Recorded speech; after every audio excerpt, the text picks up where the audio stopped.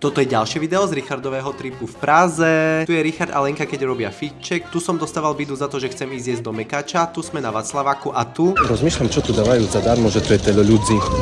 Tak sme konečne zasadli v nejakom podniku, kde sme si s Lenkou buchli apero. Samozrejme, extrovert našej skupiny sa vykecáva s každým a tak sme zistili, že typek, čo nás obsluhoval, bol zo Sniny. Tu som ja, keď robím nervy. Ako sa cítiš?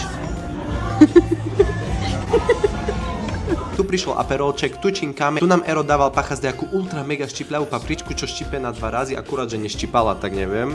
Čo si kúpiš? Neviem, ale chcem nejaké slnečné okuliare.